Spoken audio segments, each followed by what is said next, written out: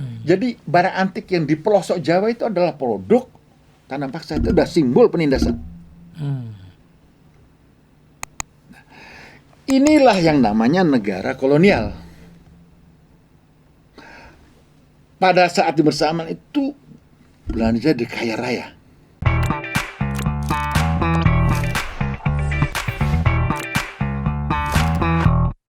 Assalamualaikum warahmatullahi wabarakatuh.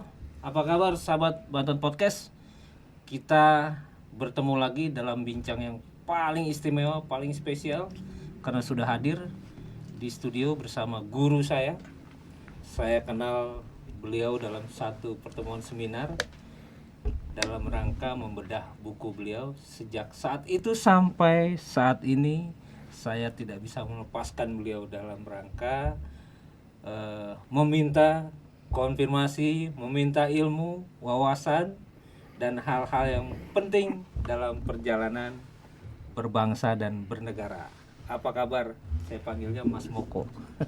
Selamat pagi. Baik, Selamat pagi Mas Moko. Baik, Terima kasih semua. nih sudah Alhamdulillah berkenan hadir di Banten Podcast. Insya Allah ini jadi bincang yang paling menarik karena saya kenal Mas Moko penuh dengan inspirasi dan mencerahkan. Jadi kita akan tanya nih Mas, situasi berbangsa bernegara dari penilaian Mas Moko saat ini. Terima kasih. Sebenarnya basically ya, saya itu tidak, saya umur 71 tahun ya, saya tidak begitu tertarik untuk ikut berbicara yang masalah-masalah seperti ini karena saya merasa sudah ada luar salah waktunya. Tapi beberapa teman ngajak saya berbicara, apakah di diskusi publik atau segala macam, saya berusaha untuk tidak ikut karena saya takut bahwa pikiran saya sudah out of date. Tetapi dengan Banten Podcast atau jaringan lingkar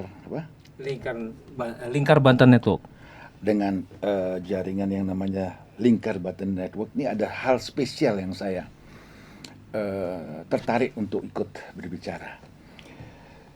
Begini, sebelum kita bicara masalah kondisi sosial, politik, ekonomi menurut visi saya yang sekarang Anda tanyakan, kita bicara kenapa saya tertarik bicara di podcast ini. ya. Pertama kali, satu,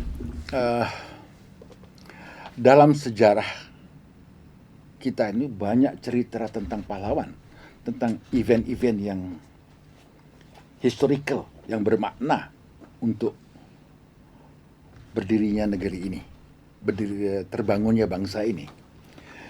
Tetapi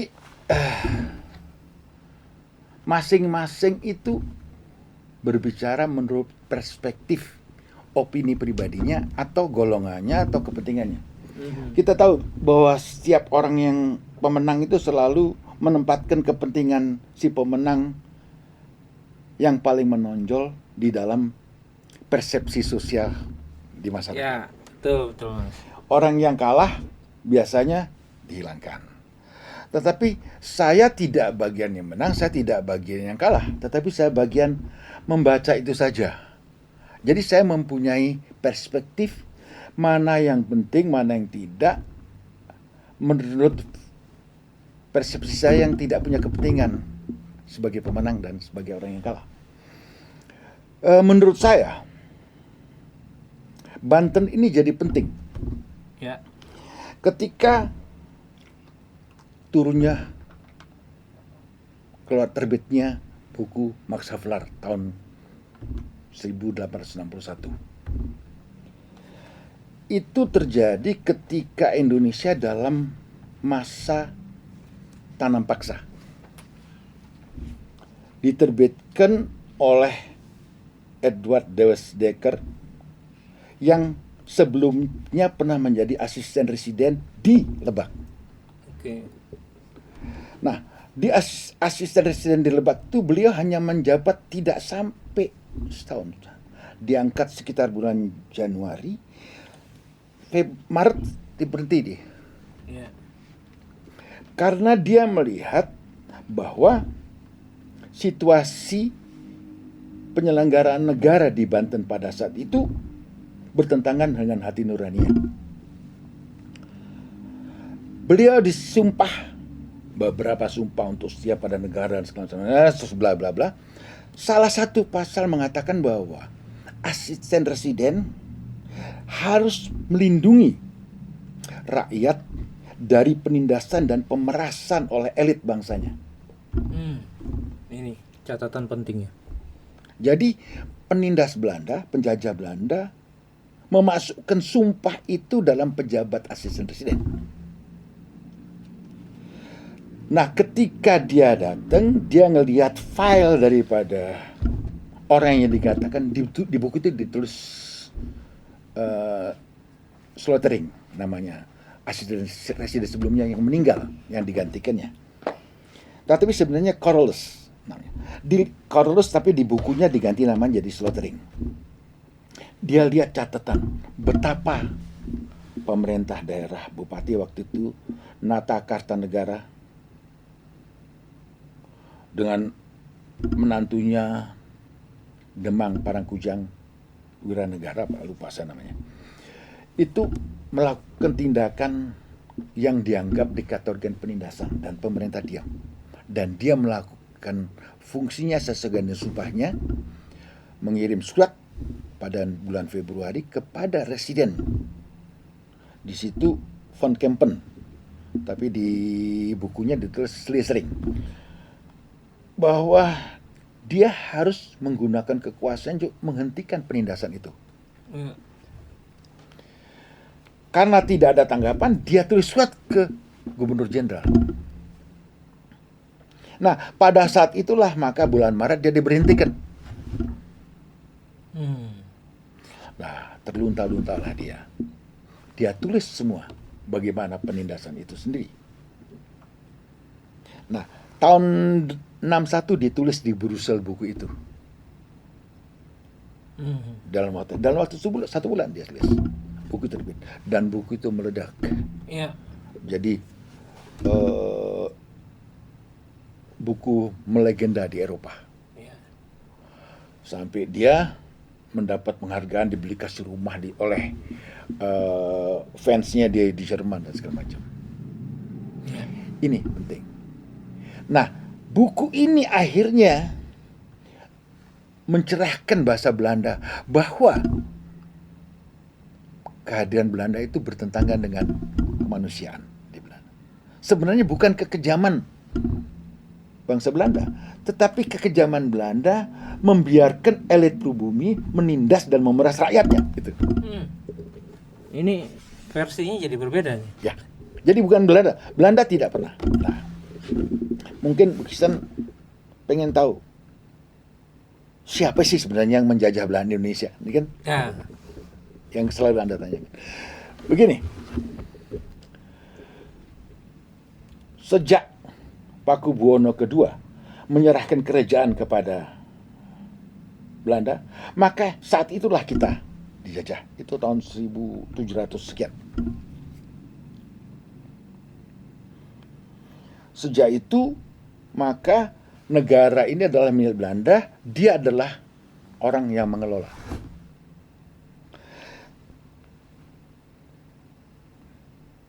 Belanda turun tangan dalam tata kelola pemerintahan paling dekat ke rakyat itu hanya sebagai apa? Asisten residen. asisten residen. Bukan pengelola. Asisten residen adalah saudaranya bupati. Dia penasihat tapi tidak punya kekuasaan operasional. Dia menyampaikan perintah pusat dan menilai dan mengatur segala macam, tapi yang punya kekuasaan rakyat itu sepenuhnya adalah bupati. Dia dibantu oleh kontrolir segala macam dan beberapa tentara. Kalau di buku nya Max Havelaar itu kontrolir yang ada itu namanya Verburger dan Duclari sebagai tentaranya. Dia tidak mempunyai kekuasaan operasional Langsung kepada rakyat. Yang punya adalah bupati. Jadi Belanda tidak pernah secara operasional menjajah Indonesia, tidak pernah. Oke. Tetapi yang melaksanakan operasi penjajahan adalah Pangereh Praja Indonesia sendiri. Ini perspektif baru nih, Mas. Lalu bagaimana dengan buku-buku sejarah yang menggambarkan secara vulgar bahwa Belanda langsung bersentuhan dengan rakyat dalam konteks Itu saya penjajahan? tidak berani mengatakan buku itu, mungkin dia punya data-data yang benar, tapi saya tidak menemukan hal itu. Oke. Ambil contoh, terjadi hal yang namanya distorsi yang luar biasa. Ambil contoh, ada hal-hal yang paling fenomenal di dunia. Bagaimana jalan Posweh dari Anyar Panarukan Oke. yang hampir 1000 kilo itu dibangun masa Dendels. Dendels. Ya. Waktu Prancis berkuasa di Indonesia. Ya. Dalam tempo masa jabatannya 3 tahun Dendels. Padahal pelaksanaannya dalam setahun terjadi. Ya. Jalan 1000 kilo tanpa alat berat. Nggak ada. Never. Sekarang kita bikin tol bertahun-tahun kagak jadi-jadi. Dia hanya dalam setahun terjadi jalan 800 kilo. Kekuatan apa sih yang menyebabkan? Nah, ini kita kembali pada sejarah. Mas, sebentar. Perencanaan pembangunan itu 3 tahun, tapi dalam waktu setahun sudah jadi. Enggak, yang saya dapat datanya bahwa dia setahun jadi. Direncanakannya berapa tahun saya nggak tahu. Tapi masa kekuasaan Dendels cuma 3 tahun. Oke. Ketika Perancis kalah, rontoklah. Iya. Kembalikan ke Hindia Belanda ke Belanda. Nah, ternyata backbone, tulang punggung dari penyelenggaraan jalan Posweh ini bukan uang, bukan teknologi, tapi kultural. Jalan Posweh itu Anyar Panarukan sampai Banyuwangi. Panarukan. Oke. Apa itu kultural? Begini ya. Di existing culture, aturan yang berlaku di kerajaan Jawa pada saat itu, kekuasaan itu dihitung dari appanage, besarnya tanah yang dikuasai oleh pejabat. Pejabat itu mempunyai tanah digarap sama sikep, tukang petani. Dia mendapat bagian kekayaannya. Iya. Berapa panennya? Anak yang maron, separuh, segala. Nah, rakyat inilah yang membayar sikep ini, buruh. Di bawah sikep adalah orang yang di luar sistem. Itu ada kuli geladak, batur, yang berkeliaran gelandangan itu. Tapi ini adalah Backbone yang dimaksud? backbone-nya. Artinya dia berfungsi sebagai ekonomi, pertanian, segala macam dia. Tulang punggung dari sistem itu. Itu. Nah, sikep inilah dia harus membayar satu, pajak tanah. Pajak barang. Kalau dia menjual barang, dia harus lewat Bandar Pelawang, dia mesti bayar pajak. Terus pajak tenaga. Pajak tenaga itu dibayar untuk apa? Untuk mengabdi kepada lungguhnya, pada orang yang punya tanah, atau untuk kepentingan umum, dan untuk kepentingan negara. Dan di dalam pertanian pun dia menanam apa yang dikehendaki oleh tuannya. Ini bayar pajak. Nah, Posweh itu dibayar dari pajak tenaga. Oke. Jadi sikap itu harus memacul, motong pohon untuk bikin sepanjang jalan. Kalau dia melewati kabupaten ini ngerjakan adalah sikap petani yang di wilayah situ. Begitu lewat nyambung lagi kabupaten ini sambung terus. Dan itu menimbulkan korban yang besar sekali. Awal-awalnya Dendels masih membayar. Tetapi dia lupa, dia tidak tahu bahwa kerja itu bukan karena dibayar, tapi karena kultural. Dia harus membayar sebagai pajak tenaga. Jadi uang itu masuk kantong si bupati. Jadi ternyata sudah ada yang namanya tilep penilep, Mas.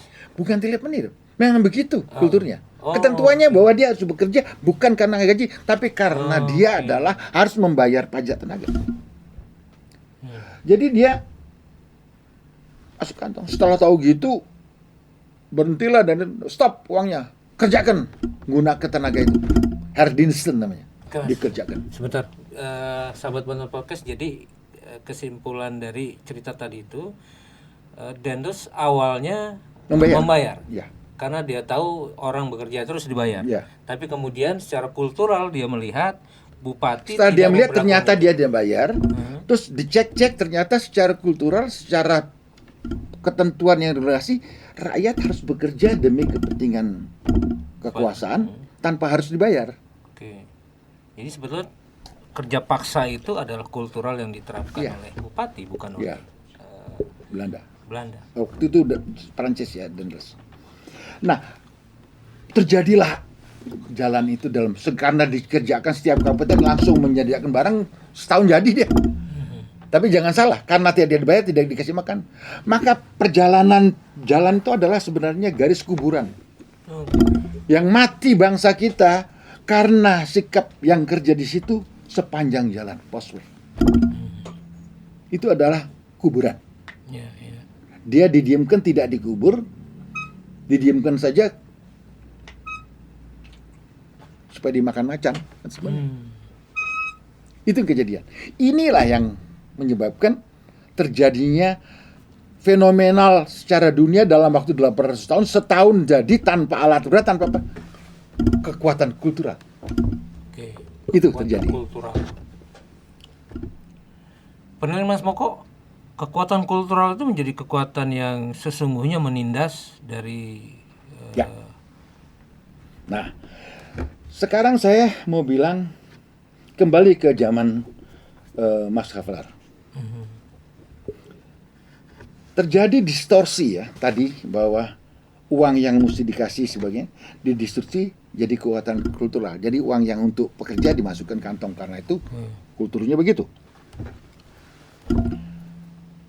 Tanam paksa zaman Max Havelaar ini seluruh bangsa, saya sejak kecil mengatakan bahwa tanam paksa itu adalah kekejaman Belanda nomor 1 di dunia. Kita kerja paksa. Kata-kata tanam paksa ini kan kita kerja paksa. Rodi. ya. Tidak begitu. Anda baca ketentuan paksa. Ketentuan paksa itu adalah 20% tanah itu ditanam tanaman yang ditentukan oleh pemerintah Belanda. 20%. Ya. Yaitu tanaman yang laku dijual.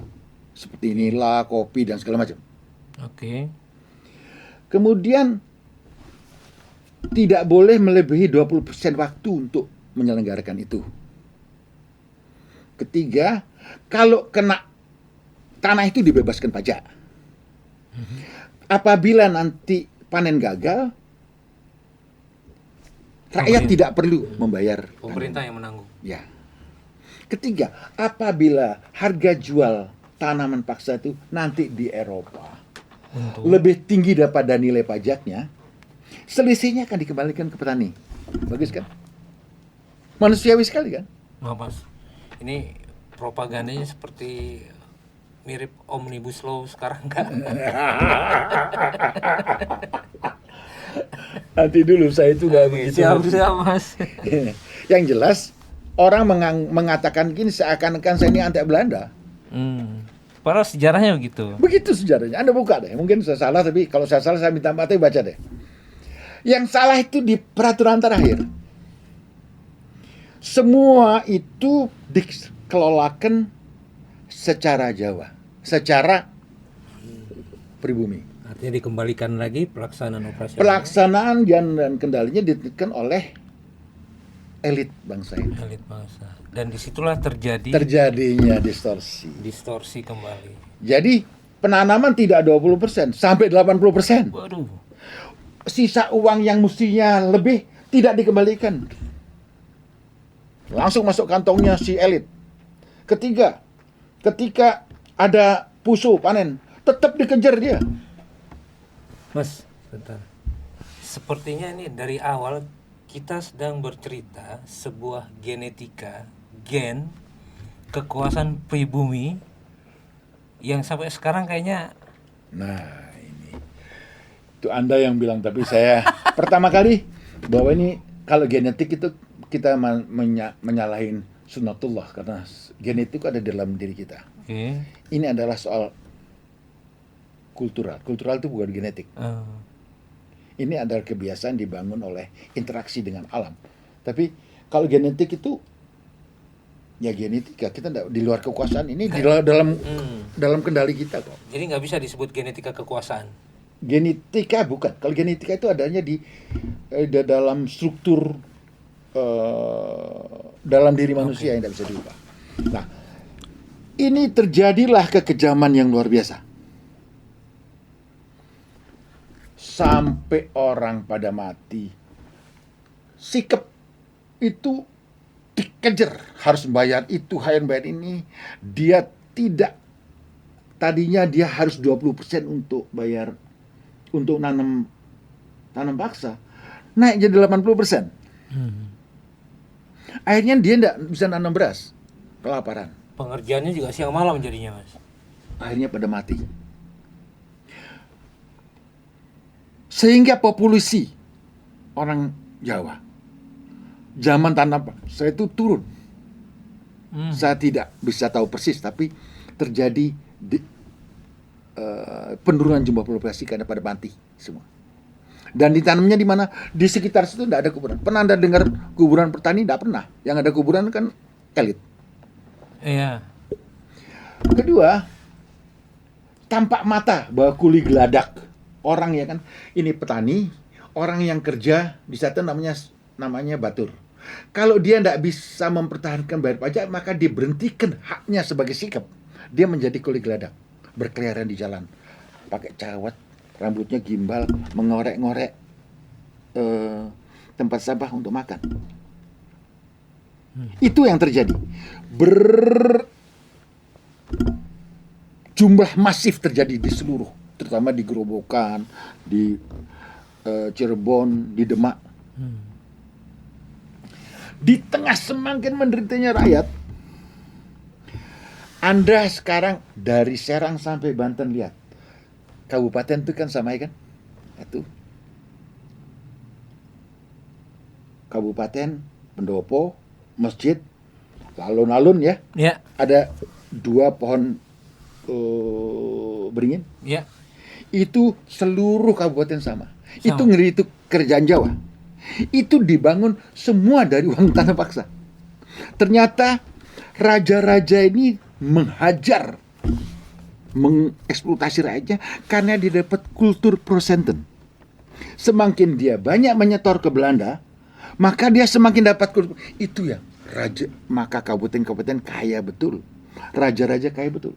Bahwa banyak, jangan salah, bahwa yang pemilik mobil-mobil di dunia itu raja-raja Jawa loh. Dibandingkan Eropa sekalipun. Saat itu. Dibanding bupati pun juga begitu. Itu yang terjadi.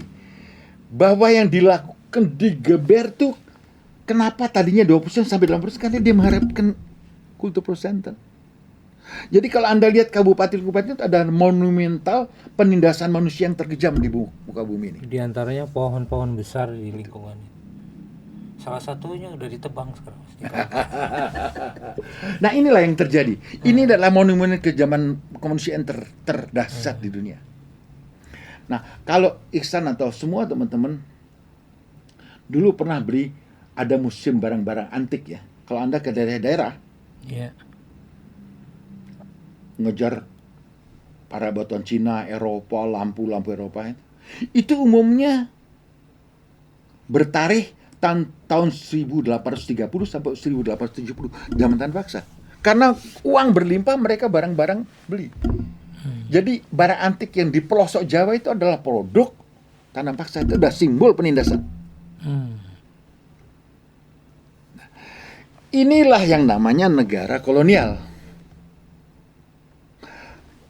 Pada saat bersamaan itu Belanda kaya raya. Dia sampai tahun sekian itu, sampai tonase kapal di Eropa itu 68% itu milik Belanda. Saking kayanya. Dia bisa mengganti daerah industri Luxembourg menjadi di Belanda. Luar biasa. Jadi kita kembali. Yang dikeluhkan oleh Max Weber adalah penindasan daripada elit ini. Karena Banten ini daerah yang tidak begitu bagus untuk menanam tanaman yang bernilai ekonomi tinggi. Kopi nggak hidup di sini. Jadi Banten tidak cukup kaya menghidupin membiayai cara hidup elit bangsa ini. Nah, satu lagi yang perlu diperhatikan tentang justru Banten yang ditulis oleh Max Havelaar,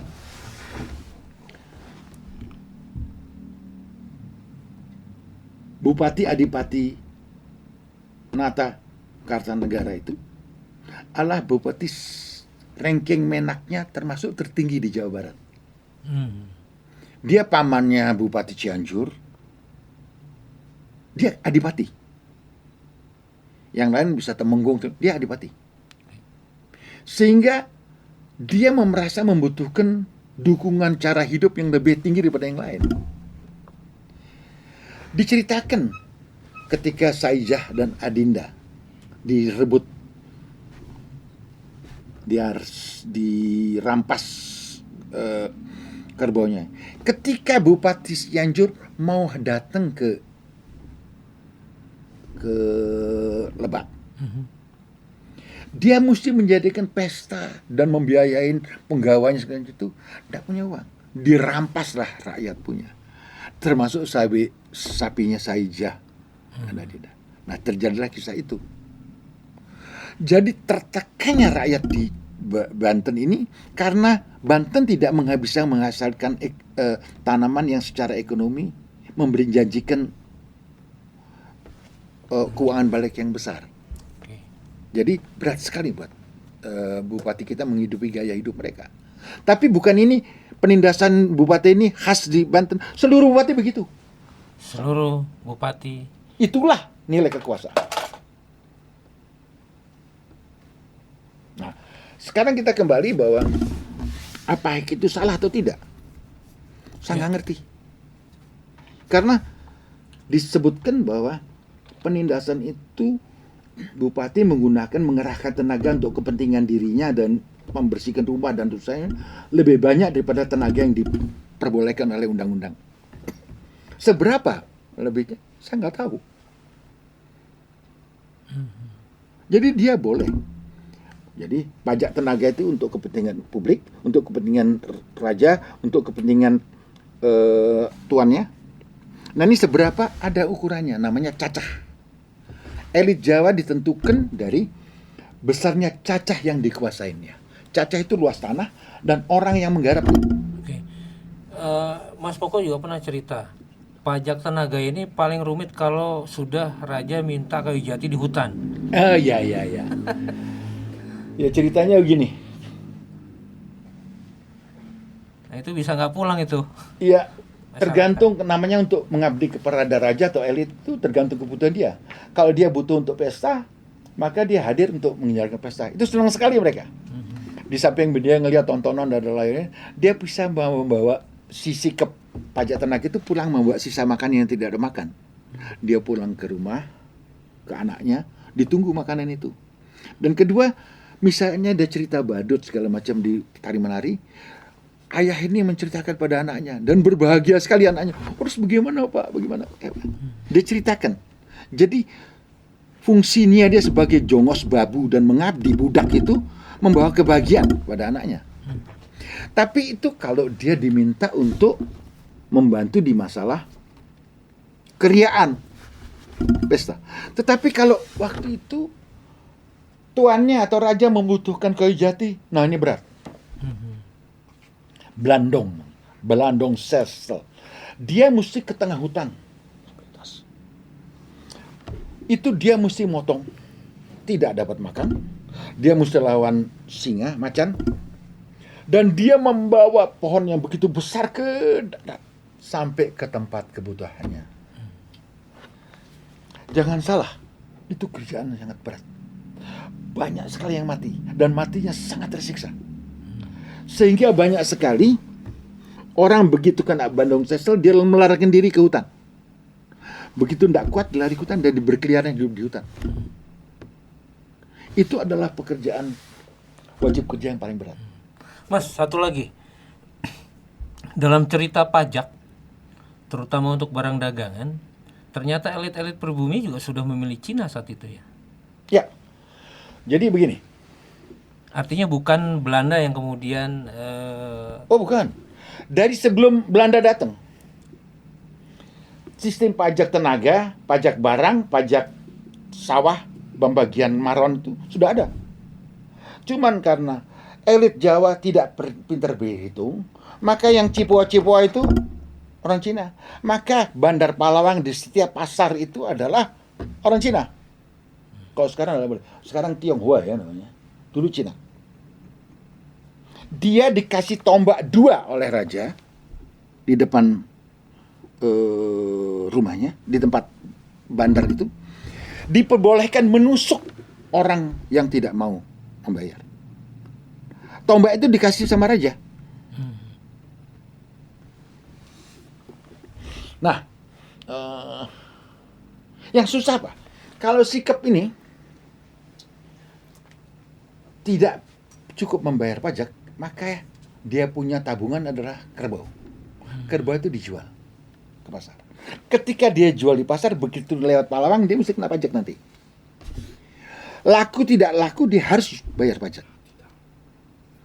Dan ketika itu masyarakat menunggu. Biasanya ditawar serendah mungkin. Nah, dijual dia mesti bayar pajak. Kadang-kadang begitu rendah ditawar dan pajaknya begitu tinggi sehingga dia tidak, kalau saya terima uang ini, saya juga tidak bisa bayar pajak, saya mesti dipecat juga dari sikap. Jadi kuli geladak juga. Akhirnya dia mencoba lari.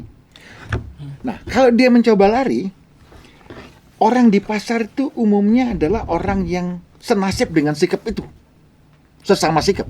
Bukan doro, bukan elit. Kalau dia lari, orang yang sebangsa dengannya itu bukan solidaritas kepada mereka. Ikut nangkep. Dibawa ke dan ditombak di situ. sikap ini kan posisi yang tereksploitasi ya. Ya. Tapi kemudian orang-orang yang saat itu menjadi sikap mencoba mempertahankan daripada menjadi kuli geladak. Iya. Karena dia orang kuli geladak itu adalah sampah masyarakat. Jadi tidak akan mau. Jadi walaupun tereksploitasi dia merasa terhormat Ya. dengan posisi itu. Nah, sekarang kita kembali untuk ke arah Mas Saflan. Oke. Hal itulah terjadi. Nah, sekarang saya mau dudukkan soal tanah paksa seperti sudah saya ceritakan tadi. Maka kita kembali pada karakter suatu negara. Oke. Perubahan suatu negara itu, kalau nggak salah menurutnya buku Arif Budiman ya, ada 4 lokasi. 1, kondisi struktural. Peruntukan negara untuk kepentingan siapa? Itu macam-macam. Dulu monarki untuk kepentingan gereja, monarki untuk kepentingan raja, negara bangsa, nation state untuk kepentingan rakyatnya. Kalau negara kolonial untuk kepentingan negara penjajah. Ya. Perubahan ini adalah merubah dari negara kolonial menjadi negara merdeka. Itu biasanya. Republik Indonesia merubah dari negara kolonial menjadi negara untuk negara bangsa. Artinya peruntukan kepentingan negara tadinya untuk menjajah menjadi untuk kepentingan bangsanya, kan gitu. Kedua, poin yang berubah lokasi perubahan di samping kondisi struktural juga 1, aparat birokratnya. Dirubah, misalnya Pak Harto diganti oleh Bu Mega, oleh Pak Gus Dur. Pak Harto, Soekarno diganti, itu aparat birokrat. Begitu juga di kabupaten, di provinsi. Ketiga, rezimnya. Rezimnya itu karakter daripada kekuasaan itu. Misalnya rezim demokrat, rezim tiran menjadi rezim demokrat. Jadi otoriter menjadi demokrat. Itu perubahan. Jadi karakter hubungan antara penguasa dan yang dikuasai itu apakah tiran ataukah perubahan ini namanya perubahan rezim. Keempat, perubahan daripada kebijakan publiknya, yaitu perubahan undang-undang. Perubahan itu nah, kemerdekaan itu merubah kita dari posisi negara diperuntukkan kepentingan penjajah menjadi untuk bangsanya. Kan mestinya begitu. Iya. Nah, ini yang seharusnya kita lihat. Apakah benar begitu? Nah, itu yang Anda tanyakan tadi awal. Iya. Nah, itu menurut Anda bagaimana? Kan ini saya nanya sekarang. Nah, artinya bisa langsung dijelaskan ya Mas, fungsi negara itu untuk apa sebenarnya Mas? Oke.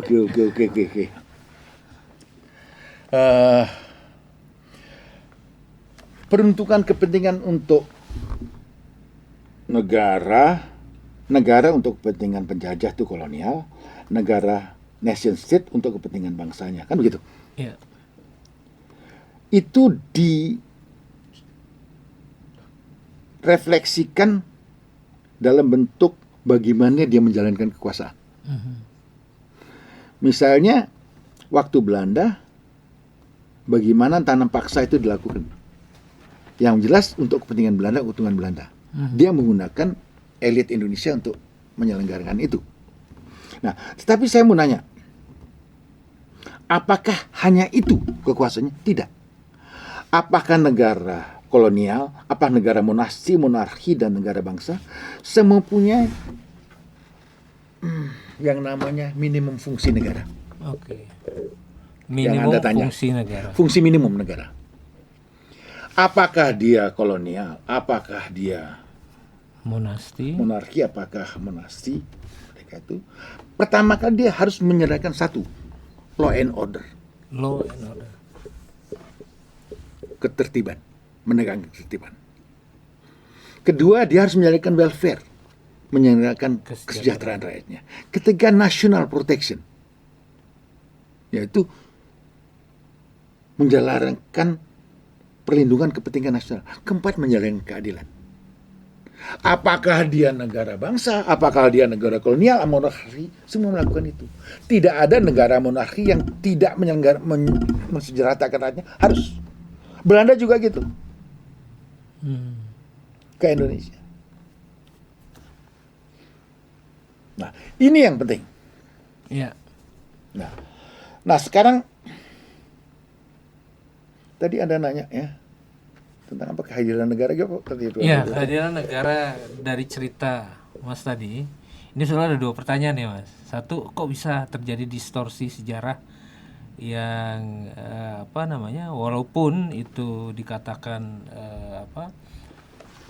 kita nggak sukalah dengan elit pribumi seperti itu gitu kan, tapi itu kan terjadi Mas. Ya. Nah, kenapa distorsi sejarah terjadi? Kemudian kalau begitu esensi dari kekuasaan itu apa? Kehadiran negara itu Mas? Penyelenggaraan negara itu untuk apa kalau dari cerita Mas tadi? Nah, kalau bicara tentang kehadiran negara, kita mempertanyakan hadirnya fungsi negara di dalam tata kehidupan sehari-hari. Misalnya, law and order. Seberapa jauh ketertiban yang diselenggarakan oleh pemerintah Republik Indonesia menjaga kepentingan rasa aman bangsa ini? Oke. Aman dari segala hal, fisik, segala macam. Saya tanya, di dalam jumlah maraknya narkoba di Indonesia, kita itu sampai 5 juta, kalau nggak salah, kalau dari granat itu, kita termasuk terbesar di dunia. Ini adalah begini ya. Agak susah kita akan bilang bahwa negara kurang atau lebih. Kalau kita ukur dari effortnya yang dilakukan, negara sudah berbuat banyak. Tapi kalau dari hasilnya tidak ada. Ambil contoh, negara merasa atau paling tidak disiarkan oleh pers media bahwa dia sudah berbuat banyak sekali untuk anti narkoba. Tapi kok sekarang masih 5 juta? Kalau nggak salah nih, saya pernah baca itu 5 juta. Kita adalah pengguna narkoba terbesar. Artinya apa? Yang dilakukan banyak itu tidak ada hasilnya. Nah, ini apa artinya? Kalau law and order dalam masalah narkoba ini dihitung dari apa yang dilakukan sama hasilnya, maka hasilnya nol. Begitu juga tentang korupsi. Korupsi kalau yang effort dilakukan luar biasa yang sudah dilakukan bangsa ini. Setiap rezim itu mengatakan dia anti korupsi. Kurang apa coba? Iya. Sampai undang-undang, sampai segala Megawati bikin KPK, satu sampai Soeharto juga jatuh karena korupsi. MPR sudah bikin ketentuan bahwa Soeharto segala macamnya. Tapi sekarang korupsi Anda lihat masih ada nggak? Tidak pernah putus. Effort yang dilakukan begitu banyak, sampai undang-undang berapa kali, sampai mahasiswa mati banyak sekali waktu undang-undang. Ada berapa yang mati kan? Padahal lebih dari satu kan yang mati untuk melawan undang-undang turunnya. Ya tetap aja turun. Nah sekarang korupsi masih ada apa enggak? Nggak tahu. Saya nggak bisa jawab. Yang punya data itu pemerintah kok. Nah, Jadi artinya kalau dari effort luar biasa kita. Paling tidak pemerintah sudah mengatakan dia sudah hebat sekali berbuat. Tapi hasilnya kagak ada. Menurut versi saya mungkin kagak ada. Tapi menurut pemerintah berhasil dia. Dia bisa nanam di kabupaten. artinya apa? Saya nggak tahu. Artinya Anda yang menilai. Demikian juga dengan kemiskinan, tiap pilkada, setiap kontestasi menjadi isu yang menarik Iya. untuk di-display. Itulah. Nah itu yang saya bilang. Nah sekarang kita bicara yang tadi Anda tanyakan. Kapan Anda hadir? Kapan negara hadir? Tadi di dalam law and order. Sekarang dalam welfare. Saya cerita. Saya kan sebagian tinggal di sini, sebagian di Australia. Seorang keponakan saya punya anak 3, dia kebetulan single mother. Dia cerai sama suaminya. Dia ngurus 3 anak. Anaknya sakit flu. Dibawa ke dokter. Diobatin, pulang.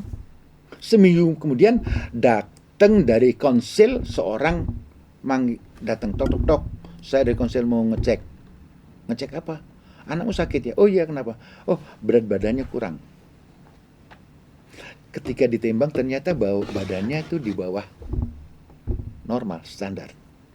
Maka dokter melaporkan ke konsil, kayak kabupaten gitu, bahwa anak ini di bawah. Berarti negara turun tangan ngurusin anak yang. Jadi artinya apa? Orang nggak tahu dia itu social worker atau apa, saya nggak tahu statusnya dari. Dikirim itu.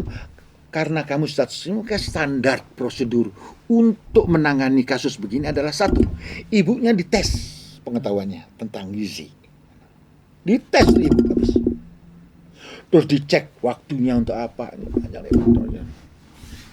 wah udah ketar-ketar seharian, terus si social worker memberi rekomend kepada konsil, dia bilang ibu ini adalah single mother. Dia single mother dibiayain oleh negara kehidupannya karena dia tidak kerja. Dikasih uang cukup untuk hidup, memenuhi gizi dan segala macam. Tapi kok masih kurang gizi? Disebutkan bahwa rekomendasinya semua cukup, sekarang pengetahuan cukup. Cuma satu, ibunya tidak cukup waktu mengurus 3 anak dengan rumah tangga. Jadi usulnya apa? Dia perlu ditambah seorang pembantu untuk membantu ngurus rumahnya. Rekomendasi dijawab oleh, kalau gitu dikirim social worker tiap hari dari jam 8 pagi sampai jam 5 sore di rumahnya untuk ngurus rumah. Datanglah seorang ibu-ibu tiap hari ke rumahnya, ikut nyuci, untuk bersih-bersih segala macam. Sehingga dia bisa ngurus anaknya sampai anaknya naik timbangannya. Mas, potong dikit. Ini perbandingan aja. Tidak usah disebut daerahnya, tapi terjadi ketika ada gizi buruk, stunting terjadi, pejabatnya bilang gini, nggak usah khawatir, baru juga 10 anak. Nah itulah kejadiannya. Jadi jangan sampai stunting gitu aja digitukan. Artinya apa? Lucunya apa? Orang ibu-ibu yang datang membantu keponakan saya itu, mobilnya BMW jauh lebih bagus daripada mobil keponakan saya. Dia adalah social worker yang menyediakan dirinya untuk membantu itu supaya anak tersebut. Nah ini Pancasilais bener nih orang. Nah ini kehadiran negara di dalam status welfare. 2 lagi mas? Proteksi national interest. Kita pernah ketiga national interest. Kita pernah tahu bahwa seorang penyanyi Indonesia mau show di Australia, ditangkap di airport, ditahan dan dikirim balik, deportasi. Karena dia tidak punya izin. Dia mengambil rampas pekerjaan orang seniman sana. Nah, ini adalah bentuk intervensi kehadiran pemerintah di dalam memproteksi national interest. Jangan coba-coba Anda datang mengambil lapangan kerja rakyat setempat, tidak bisa. Pemerintah unjuk gigi. Ini artinya mencerminkan kondisi sekarang. Saya tidak tahu Indonesia, kan saya tidak begitu tahu. Kalau Indonesia kayaknya baik-baik aja sih. Itu sana. Nah, keadilan di sana antara the highest salary sama the lowest rate itu jaraknya tidak terlalu jauh. Kalau di sini kan antara UMR itu berapa sih sekarang? Di bawah 4 juta. Ya. Tergantung kota, tergantung daerah. Tapi gaji tertinggi kita nggak tahu. Nggak tahu. Yang jelas kita tahu bahwa komisaris ini katanya gajinya sekian. Kamu baca di koran, kekayaannya menteri kita ada yang 350 M, menteri pertahanan kita kasihnya 500 M. Nggak tahu saya gimana ini. Nah, ini keadilan seperti ini nggak ada. Apakah benar segitu? Saya nggak ngerti. Nah, di situ nggak bisa main-main. Gaji minimum itu bisa untuk hidup normal, bisa untuk transport, bisa untuk tempat tinggal, dan segala macam. Harus. Dan sekarang untuk sekolah dari SD sampai SMA, sepenuhnya 100% ditanggung pemerintah. Itu keadilan namanya. Jadi hal itu, apakah di sini begitu? Saya nggak gitu tahu persis. Anda yang tahu. Siapa? Nah, sekarang apa lagi yang ditanyakan? Gak kerasa nih Mas, Hah? sudah di ujung waktu. Oke. Dan saya berharap ada episode kedua, ketiga untuk melakukan pencerahan pada kita-kita. Oke. Insya Allah ini begitu disebar podcastnya ini, insya Allah jadi bukan hanya menarik, tapi juga menjadi ilmu yang ya punya versi yang lebih inspiratif. Nah, untuk anak-anak muda, kemudian mahasiswa ya, sedikit mungkin saya tambahkan. Untuk sekolah dari 0 sampai kelas 12 ya, dari titik sampai kelas 12 itu dibayarin pemerintah full. Kalau tidak masuk sana malah dihukum kita. Kalau kita menelantarkan itu. Tentang kualitas sekolah, di sana itu tidak ada yang di bawah standar karena setiap sekian tahun guru-guru dites. Teman saya, guru bahasa Indonesia, pernah dites. Dia bilang kalau kita tidak lulus maka kita tidak boleh ngajar sampai dites lagi. Jadi setiap tahun itu dikalibrasi lah, diukur. Supaya dia standarnya harus seluruh Australia, Melbourne sama. Nah, setelah lulus SMA, masuk mahasiswa itu tidak bayar. Bukannya tidak bayar. Tidak dibayarin pemerintah. Harus bayar sendiri kalau mahasiswa. Ini mungkin perlu saya katakan. Tetapi, kalau tidak punya uang bagaimana? Kalau dia tidak punya uang, dia boleh pinjam sama pemerintah. Dibayarin apa? Uang sekolah, uang tinggal, uang tamasya, sampai lulus. Berapa dia kembalikan? Kelak kalau gajinya sudah di atas sekian, dia boleh bayar. Jadi praktis pemerintah yang bayar. Enak ya? Nah, di sini apakah begitu? Saya nggak tahu. Nah, jadi bagaimana kehadiran negara di dalam mencerdaskan bangsanya jelas. Padahal kita undang dasar kita kalau nggak salah ada mencerdaskan bangsa kan ada. Ada. Tapi jelas sekali. Negara begitu hadir dalam cerita Mas Moko. Ya. Mungkin itu saya perlu tambahkan minta waktu sedikit karena karena saya menganggap yang banyak itu membaca itu podcast ini adalah mahasiswa. Dia tahu bahwa di negara lain yang namanya negara normal standar itu begitu. Apakah di sini begitu atau tidak, saya nggak tahu. Sekedar Tapi silakan. perbandingan di sini kalau belum bayar SPP nggak boleh ujian. Oke, terima Makasih kasih. banyak Mas. Oke, terima kasih. Terima kasih sudah hadir Mas. Sekali lagi terima kasih. Mudah-mudahan Mas Moko nggak kapok. Kita coba undang untuk hal-hal yang lebih substansial lagi ke depan. Oke. Terima kasih. Sahabat Banten Podcast, mohon dicatat Oh, begitu inspiratif dari perbincangan ini. Assalamualaikum warahmatullahi wabarakatuh. Waalaikumsalam.